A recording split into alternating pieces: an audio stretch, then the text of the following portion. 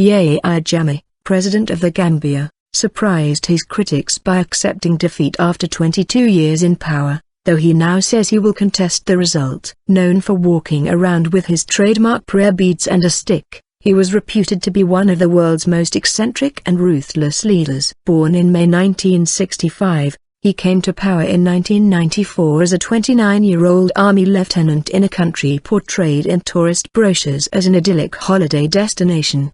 He became a portly president who portrays himself as a devout Muslim with miraculous powers, such as the power to cure people of AIDS and infertility. He also believes that homosexuality threatens human existence. Mr Jammeh divorced his first wife Tuti Fallon, subsequently married 2 other women, though his official website refers only to Zainab Yahya Jammeh, who holds the title of First Lady. According to the Gambia's privately owned Point newspaper, he married his second wife, Alima Sallah, in 2010, but Mr Jammeh's office issued an instruction that she should not be referred to as First Lady, in contrast to South Africa where all 4 wives of President Jacob Zuma hold the title. She is not to be addressed as the First Lady because, according to protocol, there can only be one First Lady and, in this case, that is Madam Zainab Yahya Jammeh. The newspaper quoted the presidency as saying, Mr Jammeh won 4 multi-party elections before he was finally defeated. After his 2011 victory, in a sign that his credibility among African leaders had plummeted,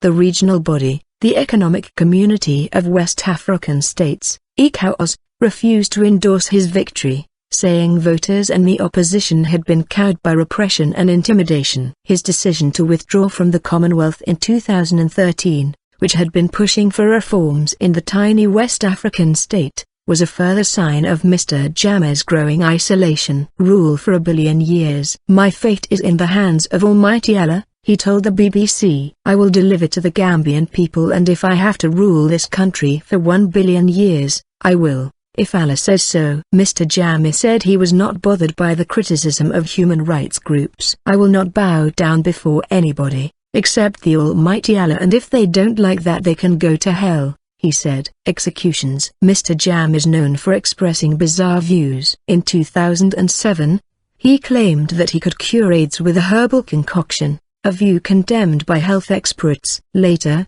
he also claimed that he could cure infertility among women. Mr Jammeh is also known for his virulent opposition to gay rights, having once threatened to behead gay people. In a 2014 address to the UN General Assembly, Mr Jammeh lamented that Western governments were pushing for homosexuality to be legalized. Homosexuality in all its forms and manifestations, which, though very evil, anti-human as well as anti-Allah, is being promoted as a human right by some powers, he said. The Gambian government's treatment of journalists and opposition parties has also caused huge concern among human rights groups. Mr Jammeh's government has been under intense pressure to solve the murder of the editor of the Point newspaper, Dida Haidara. Gunned down in 2004, he has become a symbol of the campaign for press freedom in the Gambia. The international media group Reporters Without Borders, RSF, said there was absolute intolerance of any form of criticism in the Gambia, with death threats, surveillance and arbitrary nighttime arrests of journalists who do not sing the government's praises. In the BBC interview, Mr Jammeh denied his security agents had killed Mr Haidara. Other people have also died in this country. So why is Dida Haidara so special? He said. In August 2013, Mr Jammeh used a speech to celebrate the Muslim festival of Eid to announce that all prisoners on death row would be executed, effectively ending a moratorium that had been in place for 27 years. There is no way my government will allow 99% of the population to be held to ransom by criminals, Mr Jammeh said at the time. 9 people were executed, including Alba, a former lieutenant in the army who was arrested and jailed in 1997 for plotting to oust Mr Jammeh. He agreed to halt further executions, following unprecedented pressure from the African Union, and the European Union,